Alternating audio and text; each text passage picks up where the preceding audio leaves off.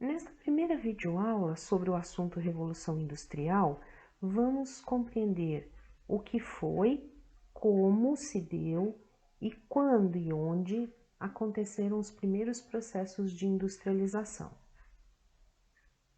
Antes de mais nada, vamos entender o que é uma revolução. Hoje em dia o termo é muito usado e nem sempre da forma mais adequada.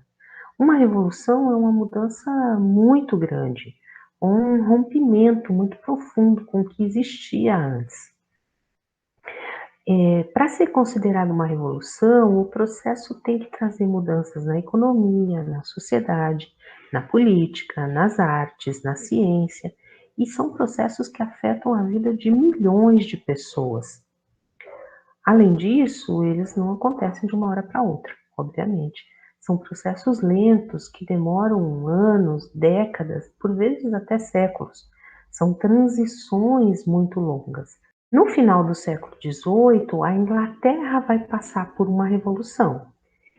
E o que foi essa revolução? Foi a própria Revolução Industrial, que foi um processo de mudanças de profundo impacto que vão definitivamente, como eu disse, implantar o capitalismo. Como que isso acontece? Com alterações tecnológicas na produção dos produtos, das mercadorias e, obviamente, consequentemente, no modo de vida das pessoas. Quando isso aconteceu? Na segunda metade do século XVIII e o século XIX. E onde foi, a gente acabou de ver, né? Começou na Inglaterra, mas depois se expandiu por outros países da Europa. Curiosidade antes de nós seguirmos adiante. Vocês devem se lembrar que o Brasil Colônia produziu ouro para a metrópole Portugal. Esse ouro produzido no Brasil ao longo de mais ou menos 60 anos é, foi em uma quantidade maior do que toda a América Espanhola conseguiu produzir em quase 400 anos. Porque aqui se localizou ouro bem depois do início da colonização, né? Ao contrário do restante da América Espanhola. Na verdade, a produção de ouro no Brasil nesse período equivaleu a mais ou menos a metade de todo o ouro extraído no mundo conhecido entre os séculos XV e XVIII. Imaginem a quantidade. Mas aí vem a pergunta: onde esse ouro foi? Porque no Brasil ele não ficou, nós éramos colônia, tínhamos uma metrópole que era Portugal, então obviamente esse ouro foi parar em Portugal. Mas nesse momento Portugal tinha muitas dívidas, particularmente com a Inglaterra e particularmente ainda mais com a burguesia comercial inglesa. Então, esse ouro explorado no Brasil, que ia para Portugal, que era a nossa metrópole, foi parar na Inglaterra. Pelo menos uma boa parte dele foi parar na Inglaterra. E com isso se financiou a Revolução Industrial por lá. O que favoreceu a atividade industrial, afinal? Primeiro, obviamente, a expansão do comércio. Nós vimos lá que no final da Idade Média, início da Idade Moderna, nós vamos ter uma retomada, um renascimento das cidades, que são os burgos, e da atividade comercial, assim como tem um renascimento cultural, etc. Essa expansão comercial vai possibilitar a acumulação de capital na mão da burguesia. A burguesia, que originalmente eram os habitantes todos do burgo, a partir da atividade comercial passou a haver uma distinção entre o conjunto dos moradores do burgo e esses moradores que praticavam atividade comercial, que passaram então a ser denominados de burgueses por conta desse acúmulo de capital. Outro elemento foi o crescimento do mercado consumidor. Bom, e aí duas vertentes, né? Primeiro, nós vamos ter de novo, voltando lá, o final da Idade Média e início da Idade Moderna, por conta dos avanços tecnológicos na agricultura, vai se ter mais produção de alimento e, portanto, um crescimento populacional. Além disso, algumas nações europeias já começaram aquele processo que nós também já vimos de grandes navegações, que levou à existência ou à transformação de territórios até então desconhecidos pela Europa em colônias. E isso tudo vai fazer com que o mercado consumidor, de uma maneira geral, aumente e, portanto, haja a exigência de novos produtos. Além disso, vai começar a cair por terra, vão começar a cair por terra as restrições mercantilistas, que num primeiro momento eram muito úteis para a burguesia comercial, mas não eram tão úteis assim para o avanço da industrialização. Por quê? Porque o mercantilismo supunha que para uma nação, um reino ser rico, ele precisava acumular metais. Para acumular metais, ele precisava ter uma balança comercial favorável, ou seja, vender mais do que comprar. Para ter uma balança comercial favorável, ele precisava então restringir a entrada de produtos nesses reinos, ou seja, precisava comprar menos. Para isso, você tinha todo um processo de formulação de taxas, impostos para os produtos que vinham de fora, de forma a dificultar esses produtos. E isso tudo criava um problema no processo de industrialização, né? Porque a indústria, e isso é assim até hoje, depende dessa mobilidade de poder vender e comprar para vários lugares. Claro que a balança comercial favorável continua sendo uma coisa importante. É importante que um país venda mais do que compre, senão ele vai estar sempre endividado. Igual a casa da gente, né? Se a gente ganha um salário X e gasta 2 vezes X, a gente fica endividado. Mas no caso do mercantilismo, as restrições acabavam sendo muito profundas. Isso não era interessante. E por fim, o abandono das práticas absolutistas. De novo aqui, né, o absolutismo interessou a burguesia num dado momento, porque ela tinha poder econômico, não tinha poder político, e achou que um rei forte podia, ou de outra forma, reis fortes podiam criar legislações que favorecessem a atividade comercial. Por isso o mercantilismo. Num dado momento isso foi fato, mas depois disso, certas dinastias, certos soberanos, certas famílias foram se considerando acima dos interesses econômicos, obviamente, da burguesia, que financiava o absolutismo, né, por assim dizer.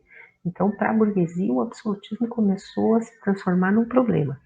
E aí, com base nas ideias iluministas, a burguesia então começa a escantear os monarcas absolutistas. Quais eram as formas de produzir antes desse processo chamado de Revolução Industrial? Nós vamos ter uma primeira forma que é artesanal, que vai começar ainda lá na pré-história, né? E vai até um bom período aí, eu diria que mais ou menos até meados da Idade Média. Nesse processo, nessa forma de produção artesanal, a gente tem um trabalho que é individual, ou seja, a pessoa trabalha sozinha, ela pode estar rodeada de outras pessoas, mas ela trabalha sozinha, o trabalho que ela exerce é individual, as ferramentas são de uso individual, e a pessoa que trabalha conhece e controla todas as etapas da produção. Então, desde conseguir a matéria-prima, que lá na pré-história significava caçar ou ir para a natureza buscar, até o que era feito com o produto final, que de novo lá na pré-história basicamente era para consumo próprio e depois isso foi servindo para as trocas ao longo do tempo e para a atividade comercial quando isso se colocou.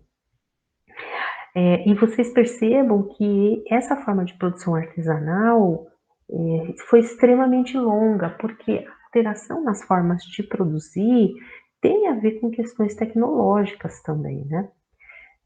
Na sequência, a gente vai ter o que se chama de manufatura. Mano tem a ver com mãos e fatura com fazer, ou seja, fazer à mão. Nessa forma de produção, as ferramentas ainda continuam sendo individuais. Vocês estão vendo aí que há uma interseção. Mas o trabalho já não é individual, o trabalho já começa a ser em oficinas. São lugares ainda pequenos, muitos deles são na casa, muitas dessas oficinas são as casas das pessoas, mas já não é mais um trabalho individual, é um trabalho um pouco mais coletivo. O trabalhador continua conhecendo todas as etapas da produção, mas ele já não controla a produção toda. Então já é muito comum nesse momento que os donos das oficinas comprem a matéria-prima de alguém, que quando o produto está terminado, eles repassem para alguém que vai fazer a venda final, ou seja, o trabalhador conhece tudo, porque as oficinas são lugares relativamente pequenos e ele acaba passando por todas as fases da produção, mas ele não controla toda essa produção. Então, a matéria-prima já não é mais com ele e o destino final do produto também já não é mais com ele. Da manufatura, a gente já começa a ter uma divisão do trabalho. Embora ainda locais pequenos, embora ainda uma produção pautada em ferramentas individuais, você já começa a ter o fulano faz isso, o Beltrano faz aquilo, mas ainda assim todo mundo conhece tudo. Quando a gente passa para a maquinofatura, a divisão do trabalho se mantém e se amplia profundamente, inclusive, porque agora, na maquinofatura, onde nada mais é produzido à mão, mas tudo pelas máquinas, a gente vai ter um processo onde cada um realmente tem que fazer apenas e tão somente aquilo, uma determinada tarefa. Nós vamos ver daqui a pouco como é que isso funciona.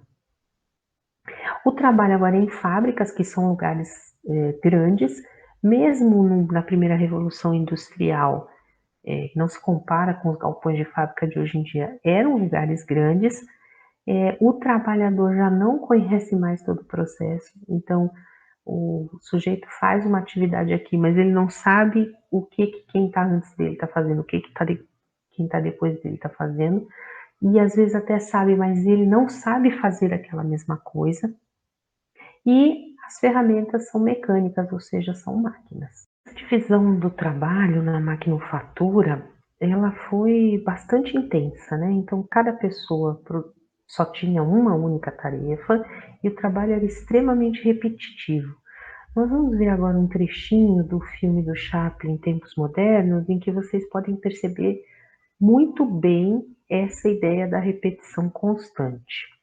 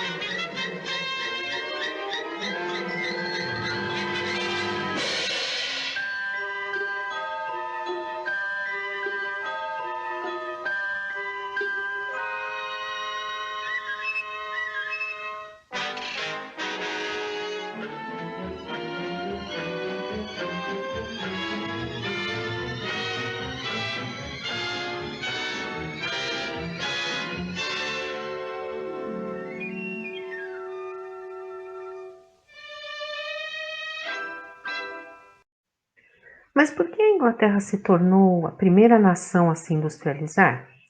Em primeiro lugar, por conta de condições políticas favoráveis. Essas condições se deveram a dois elementos.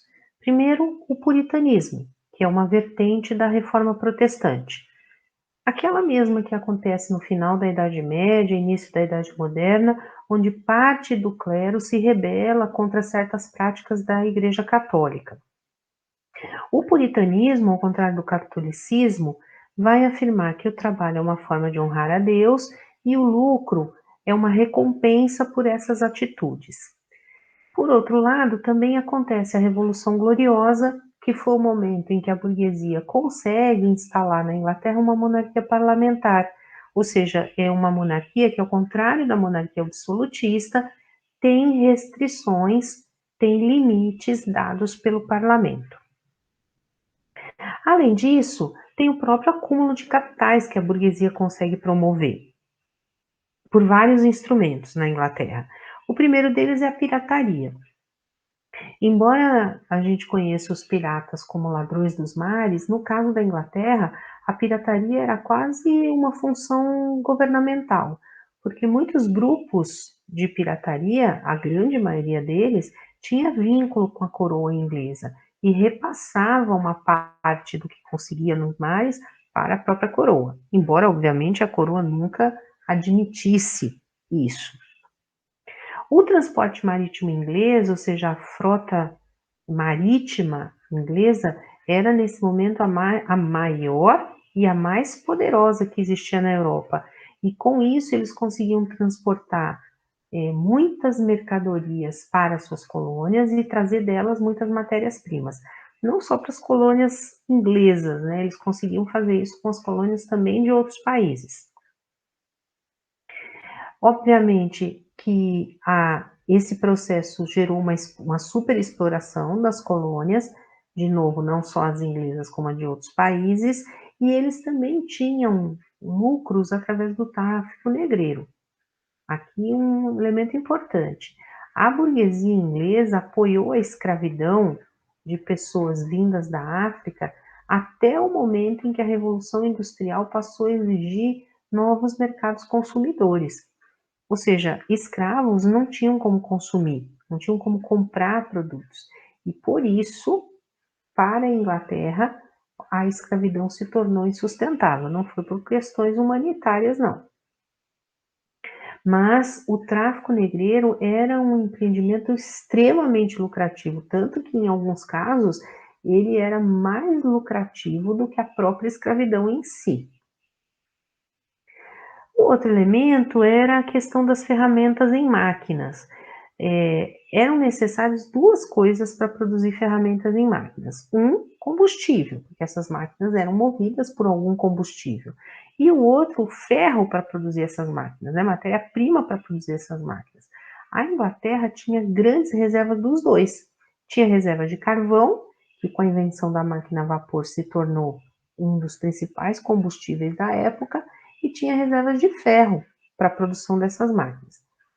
Tudo isso, somado com a grande concentração de terras nas mãos de grandes proprietários rurais e com a disponibilidade de mão de obra nas cidades, tudo isso gerado pelos cercamentos, vai fazer com que a Inglaterra se torne aí o país que reúne a maior parte ou a totalidade das condições necessárias para o processo de industrialização. E é isso que a gente chama de pioneirismo inglês, né? O fato da Inglaterra reunir todas essas condições e, portanto, ser a primeira nação a se industrializar. Nós vimos lá no começo da aula que, na sequência, outros países europeus também se industrializaram, mas a Inglaterra saiu na frente. Aqui uma observação, gente, essa questão da grande concentração de terras por causa dos cercamentos promovidos lá pela Rainha Elizabeth lá atrás, possibilitaram que essas grandes propriedades criassem ovelhas. Essas ovelhas tinham como um dos seus produtos a lã, e essa lã foi o que ajudou a desenvolver as indústrias têxteis, né, as indústrias de tecidos, que foram as primeiras, na verdade, a se desenvolver durante a Revolução Industrial. Não foram as únicas, mas foram as primeiras.